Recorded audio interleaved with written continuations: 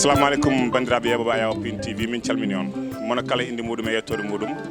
ko adi foof en calminat hono cadre men kucciɗo e meɗen hono Jules ene wonde Samba Gueye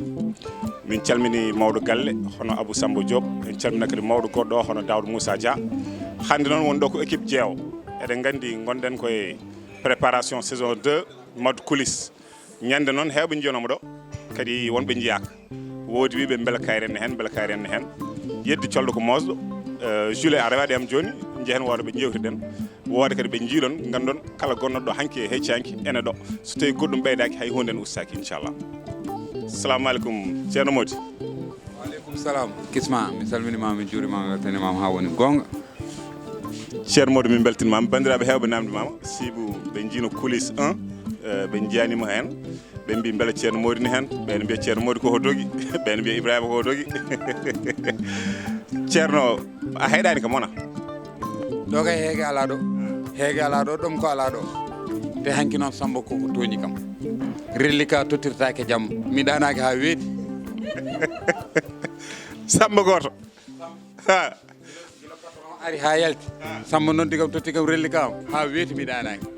tongolmi ɗo kam gonga alhamdulillahi rabbil alamin ko gonga ko darnade leñol muɗum tigui tigui kono noon kadi ko liggey kala garɗo koko haalɗa ha hawra yoɓa haqqi muɗum ha timmi jooɗi liggodire e bandiraɓe liggodire leñol muɗum taw koye bellama muɗum kadi sibo ko artiste meɓe gonɗo oɗon gandi kam ar wonata koye nder ƴiƴam kala en ko neɗɗo waɗi ko yidde muɗum kono noon kadi ko professionnalisme ko liggey kala ligguiɗo yoɓete. Assalamu alaikum Dieynaba. Maaleykum salam Kisma Seydi Sy. Dieynaba hewɓe namdima mbi onon kam holto Dieynaba woni mbi minen de min jeyani Dieynaba micro Pin TV caméra Pin TV laɓɓinana bandiraɓe.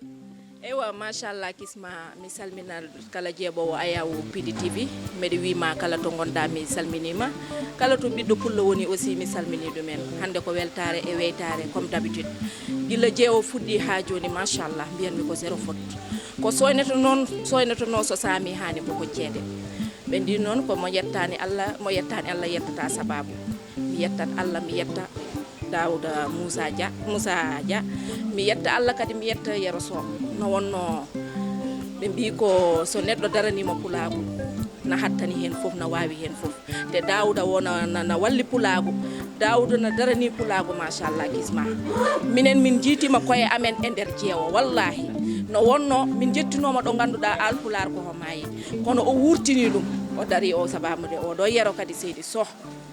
jiɗɗo pulago wattere no wawno wiide ko juddu jeeri kaɗanmi ko mbawmi ko ɗum mbaɗanmi kono arti o rendini kadi haalpular o rendini artisteɓe haalpular en majjunoɓe gila hanki hande kamɓe fof o artiri o waɗi ɗo goto pour wertide pulago wadde minen min ngala sona pulago min beltota e daranade pulago voilà ay Ibrahima ceerno Mody somi nanguiɓe ngol ɗo boobo wi waɗata koye sac forsa nannaɓe nder gueeji ko noon o wi te noon min mbaɗata ɓe eɗen jogui kadi koɗo mawɗo mo ganduɗon mo leñol ngol andi no feewi biyeteɗo hono Nene Kadia Sall ko darniɗo pulago kadi ko ɓoyɗo wadde ko waɗata ko kadi ko bawɗo ko waɗata ko car machallah ko niveau ɓeydi ɗum tagui ɗum saabi ha jiiɗon ɓeɗo foof Penda Diama nan ɗo sara meɗen kankone ma e jewridemo ko garɗo jaggude hen kankone o wari ko liggade no comme tous les artistes Ibrahima nan ɗo Ibou Kane ne ɗo ma en jettaɓe so Allah jaaɓi kono en jewrita Nene Kadia Sall min calminima Pin TV salminima fulɓe kala calminima hande noon min jiima ɗo e équipe jeewo saison 2 won noon niveau koko ɓeydi alay saago yimɓe ɓeydo alay saago talent o kadi ɓeydo amin gandi aɗa jogui talent car machallah sibu a tengtini ɗum e nder leñol fulɓe foof kala ganduɗo Nene Kadia Sall ne andi talent muɗum ne andi kadi yidde mum e art a ari a woni ɗo nene amen minen foof ko fijirde tan e jaleɗe e wajuji ala ko soofi hen donc minen so min kiiɓi hono ma amin jettiri ɗum Allah no feewi beele won konngol mbaɗa weddanaade banndiraaɓe kadi nganndinaaɓe ɗo ngonoɗaa hanki e heccanki ɗo so ɓeydaaki ustaaki. eyyi mi salmitimama Isma mi wiima Seydi Sy caggal yettude Allah e julde e nelaɗo mum sallallah alayhi wa sallam en jetti jinnaɓe en jarnima kadi khalifaɓe dine khalifaɓe aada en jetti kadi Pindi TV en jettima ɗo fewi wonɗo min gaɗori wonɗo min kumsori ha heewi kono hono ni weeɓani neɗɗo tottata kalma tan wiya ya waɗan hoorema guura hen sa dañi hen weccit nawa sa dañani ko noon kono ɗo machallah a tottete jobdima ha timma muhum ñaala hen min tottama avance guila ko ɓooyi min gari ñamde e yardu haydara mankani Yalla junnu ha juuta a jarama nene Kadia ɗon laaɓi noon bandiraɓe yeɓoɓe ayo Pindi TV mbatton hakkille koko teddi arar oto luppe hay épisode goto son mbawi ni wawde wadde arrière duttoɗon e saison 1 gam keɓon ɗum e nder juuɗe moɗon koɗon toon koye Pindi TV kono noon bandiraɓe ken dañɓe koɗo way fo Ibou Kane a salminama mbaɗɗa e gurdu a weltanama leñogol yewninoma holto gonɗoɗa mboɗo wonno ɗo en e Sénégal to wiyete nokku biyete Dakar. machallah Ibou Kane alhamdulillahi rabbil alamin min joɗɗen koye micro Pindi TV e caméra Pindi TV andi Pindi ko ɗum ene jeeya e priorité ji muɗum jogade grand talent hono Ibou Kane leñolngol yewno ɗum seeɗa o wari yiide ɗum min gara min jodde ma min jewtide ma kadi hande jiiɗa ko ɗo poɗɗa yiyede sibu jiiɗa ko e jeewo saison 2 wona Tidiane joom galle Dieynaba joom galle Dieynaba nani onon bandiraɓe fof onon salminima min salminimon onon bandiraɓe Haalpulaar onon fof min salminimon onon téléspectateur Pindi TV onon fof on salminama komin woni Amadou Tidiane gorko Dieynaba e séri jeewo Mbibi Tidiane an ko mawɗum an Pulaar o joni ko mawɗum de mbata Dieynaba ne hokkatma kuuruji jamma Dieynaba hokkata kam kuuruji par ce que minen komin juddu jeeri mais min waɗat feere pour min naata e nder leñol amen no feewi waaw mbiɗo salmini onon fof mbiɗo salmini moon minen fof komin juddu jeeri min fotoni yaade banggue goɗɗo mais aɗa waɗa feere pour minen juddu jeeri men garte e leñol amen men haala Pulaar no feewi a jarama no feewi inchallah rabbi mamen wat feere min waɗa effort mawɗo bandiraɓe moñanemo kelle way moñanemo kelle ɓoori mbaɗe jaam an yar hanki jamma mbiɗa kam ɗo an hankkadine a ñaga yalla yaade leñol konngol to wona Haalpulaar an haali ɗum hanki aɗa wawi ɗum confirmé micro Pindi TV min Bobo miɗo haala e micro Pindi TV mi waɗi ruttoyo e nder leñolam leñol Pulaar tan joni théâtre am mema waɗata fof ko e nder théâtre Pulaar e nder Pindi TV bandiram moñanemo kelle ko ɓeydanmi hen koko seeɗa mbiyanmi ko bandiraɓe Haalpulaar en gandon noon mi jangguinimo Pulaar o diginide omona ara seeɗa seeɗa wadde gandon noon affaire o weeɓata. salamu aleykum ɗum wona Ibrahima eyyi min calminima grand Kisma vraiment min neni komi fanma vraiment mi moɗo salmina leñol Fouta foof eyyi kono noon dokka kam seeɗa mi haalde Fouta hanke yoɓe ɗaccu hakke par ce que yoɓe gandu tan ko pauvre personnage o wayno kono Ibrahima nani enen foof ken gotum joni so jeeɗo rewɗo ɗo moɗo wawmo wadde accolade eyyi ko rôle o tan kono min moɗo waɗa ɓe comprendre kamɓene yoɓe waɗam comprendre moɗo weltano troupe jeewo foof plus particulièrement yoro oɗo par ce que kanko kam mi wiyata eyyi kanko mi wiyatamo merci ni par ce que en ɓoydi ko guilay doom rewmi eyyi on ɗon kam en ɓoydi kono noon Samba ene moɗon waɗami remercier e surtout noon Daouda par ce que so goto foof waɗano comme Daouda no watta ni tawanno men ɓenni ɗo par ce que mo wallo artiste ɓe enen kam eɗen gandi hen goɗɗi daña avancement daña reliquat ma ngara ɗe galle mi woyi ɗe galle heege ala ɗo tampere ala ɗo kala nde en gari ɗo hayso ko 2 jours sa natti Dakar mbima a an do gonɗa ɗo no weeli kono ɗum ɗon noon sago Allah sago men gandon noon paade men noon e 2e saison o ceerno Modou rewa ɗo tan mi rewa ɗo kala to naɗa mi yaltinma kala to naɗa tan mi yaltinta min a lokkata kam ha bara Ibrahima eyyi wona wina ko an jogui pilote avion min jogui avion ma min kam hôtesse de l'air noon mbinomami aɗani min komi apprenti avion koye dow e tellutoɗo aɗen kam kaso battinɗa aɗen kam kaso battinɗa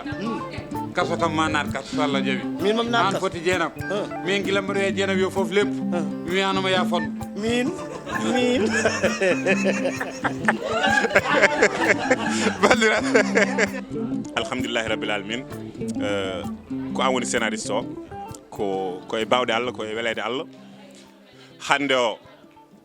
amin jiiɗi namdade mo seeɗa heewɓe wonko kaali ɗo banggue wonto ɓe gonno Allah addiɓe ɗo ɓe joɓama ha timmi eɓe ñaama eɓe kaara an yuman yangi beela aɗa wawi gonɗinde ɗo oui machallah en jetti Allah en jetti jinnaɓe meɗen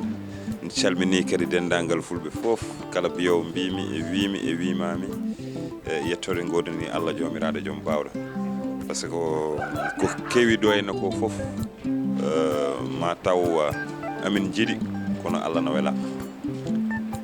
caggal ɗum ɗon noon aɗa andi ko wayno ni weeɓani ñanden mi winima ko ya que des grosses pointures e nder jeewo Yacine en e Dieynaba en woɗɓe yanti hen Ibou Kane en Amad Tidiane maɓe jiimo e 2e saison et aussi Ibou Kane nen Kadja Sall Nene Galle et aussi kadi des nouvelles têtes donc firti ko tous les grosses pointures théâtre Leñol Haalpulaar aɓene 2e saison série jeewo donc ɗum ɗon ko yettude Allah c'est vrai minen mbaɗi scénario o minen bindi ɗum mais kadi scénario wawa yaade taw dañani producteur donc producteur o ko dawɗo nomin kalnimo idée o accepti ɗum machallah caggal ɗum ɗon kadi aɗa andi artiste ɓe hewɓe wi ɓe mbaɗatno théâtre sahaji ɓe tottoɓe tan ko transport sahaji ɓe tottoɓe tan ko ɗum ɗo ou bien kamɓe ɓe guitta e nder moyen ji mabɓe ɓe mbaɗa donc so artiste noddama tottama avance guilay casting to pindi somi validi casting o jomum naata e bureau tottama enveloppe mum wona hokke avance mum wonɓe ganduɗa ni ɓe gasnani koɓe jota ko ete kalis mabɓe timmi donc cela motive artiste o e hoore mum dañen motivation anda tigui ko ari ko ɗum wona cakan wona ko ganduɗa koko membete ou bien du genre e ko way noon donc machallah ɗum ɗon kadi min en tant que tel min en tant que le scénariste hakkillam deejat par ce que je sais que artiste aji ɗi foof aɓene disponibilité am donc ɗum kadi ɓeyde tan ko weɓnude golle ɗe te amin jarnamo no fewi par ce que hono ni kadi weeɓani aussi ni weeɓani donc machallah en tout cas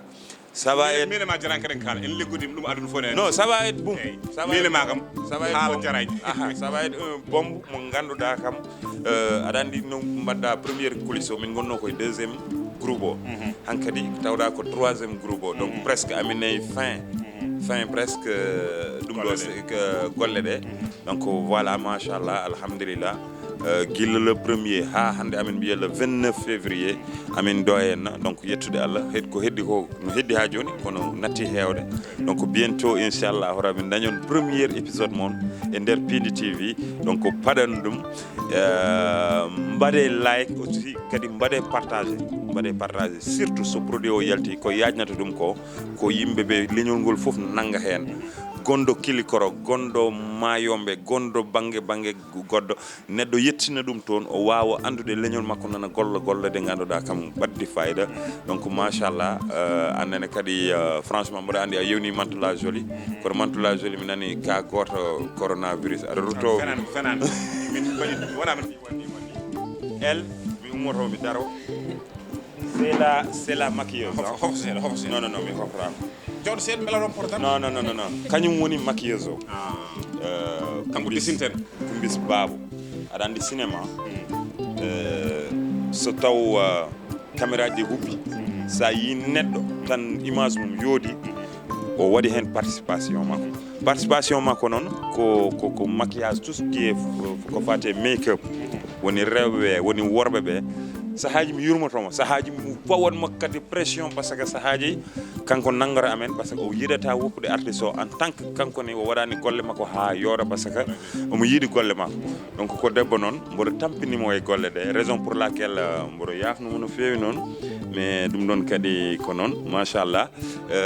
ko yesso toon paaɗa par ce que neɗɗo so yiiɗi golle mum ina tampana ɗum donc machallah ko résultat tan dañaɗa hen ko miñiraɗo debbo moƴƴo ala komi haala ko baɗiraguelam sibu ko ɓi Fatim Samba Diop donc Kumbis mi salminima annene kalnamin hol motivation ma ha garɗa ɗo gaccuɗa liggueyaji kewɗi cuɓiɗa ligganade Pindi TV. mi salmini Mama Kaw mi salmini kala ɓiɗɗo haalpulaar en yeeɓoɓe Ayawu Pindi TV suko hen e mawɗo hen gorko e debbo mi jarnimo noon foof kadi mi wona ɓurɗo wawde haalde no feewi mi yetti Allah mi yetti jinnaɓe e kaw Dawda saabu gonnomi koye jaɓande yayam o noddi kam galle makko min e yayam hamin jooɗi o wi kam Kumbis ka sukoto a yaawi e nalankagal aɗa jogui meccal ma ya continue ha keɓa diplôme sa heeɓi diplôme ma hay sono aɗa waɗa nalankagal yo wonko wonti ɗum noon mbanmi ko wi ko continue ha dañmi diplôme o noddi kam o ƴetti kam e Pindi ɗum noon mi yettimo no feewi so lingu ñaami jumre yetto Allah yettalo yow ka he mbiɗano a nanta pulaar mi nanta haydara ɗum noon mi yetti kaw Dawda mi yetti kala liggotoɓe e jeewo yero e tonto Samba santanala mi yettimo no feewi saabu guila kaw Dawda waddi kam e makko mi dañani hen nimsa o heedi kam banggue jinnaɗo o heedi kam banggue foof kala ko oñeyam omo onca kamɓe yero en no mi jarnimo foof mi wawa haalde onon foof fini mi jarnima bisimilla ma e micro Pindi TV kadi min namdoma kadi annen hol rôle ma e jeewo saison 2. eyyi Isma a salminama juurama aussi garalam ɗo no welimi trop par ce que sababu fof ko Dieynaba Sow addimi ɗo machallah mboɗo weltanima no feewi rôle am noon comme sehil makko eyyi kadi ko sehilam booyi noon avant théâtre o ɓe gaddi kam ɗo kadi comme sehil makko kono ganduɗa affaire o ko gonga eyyi machallah eyyi ɗum noon min paami ko sehil ma tigui tigui debbo nene galle yana mar debbo neni way ɗo kam a waɗan ɗo mar aɗa ñaama aɗa yara mboɗo fima atta Pindi de ñamani hakke arsuteɓe jole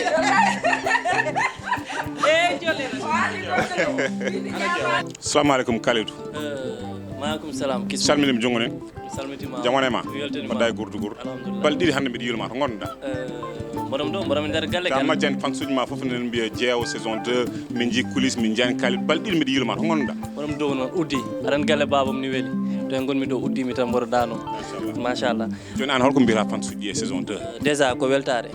haade haydara ko weltare par ce que min puɗɗimode ma alhamdoulillah te emin jiiɗa ɗum gaynude alhamdoulillahi rabbil alamin tottude rendez-vous tan fansuji jeewo wona Kalidou tan mais jeewo e hoore mum komin liggoy ko e ngol kam kala jebɗo ɗum nimsitta so Allahu lamdo o jaaɓi surtout roroji ɓeydima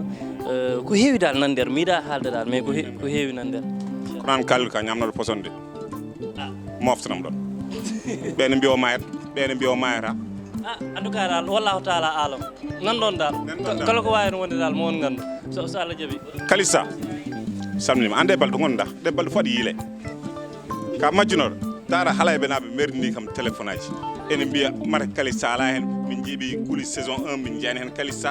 haɗa wutti fondede juula yahoo jomum tawa Kalissa wonno koye préparé tan ko préparé ma addan mon ko hesɗi deuxième saison o tan faade ko lupop an Kalissa an hol rôle gérani par ce que an hakkude ma e Kalidou saison 1 min jiiri ɗum ni no mbaɗa hen ni Kalidou no wano hewde sukaɓe e sukaraɓe ni an dal a waɗi feere foof ha dirtini ɓeɗo foof a waɗi installé mbar kam ma fandin gonmi tan koye oncude ko oñi surprise noon e saison 2 o inchallah d' accord holko mbira abonné ji Pindi TV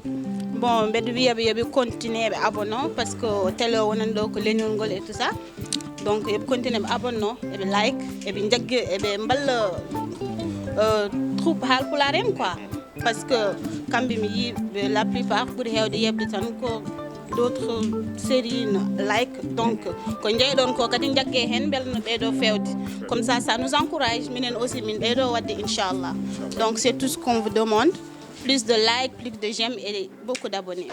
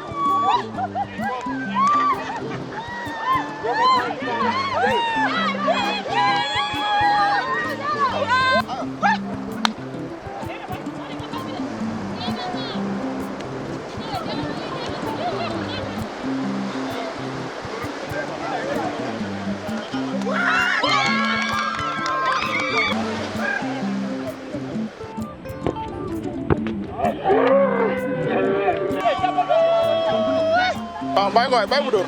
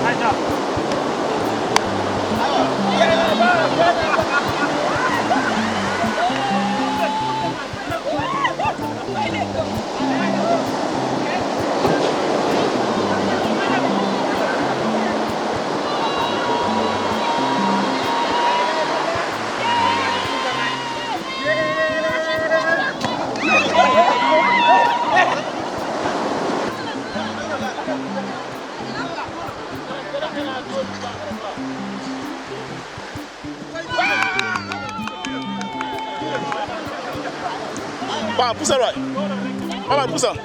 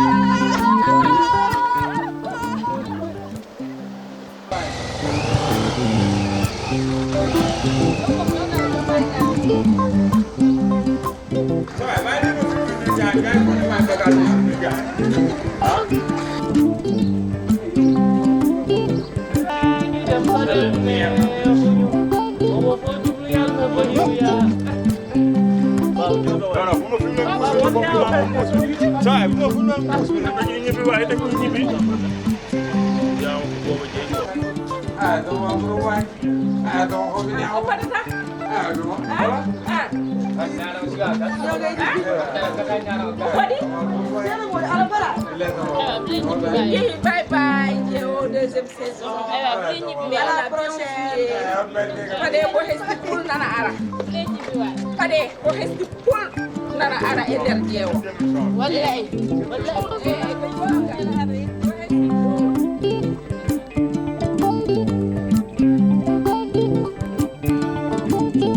Ebalum Airpil TV ko police jeewo saison 2 ɗo e somana Tako Maayo ɗum noon pawɗon haffere mon ɗo e saaha goɗɗo mbason yejjidde wadde abonné mbason yejjidde wadde commentaire so tawi wonko weeli on walla wonko fewnitaki on mbaɗe commentaire kala commentaire mo mbaɗɗon c'est déjà pris en compte ne vous inquiétez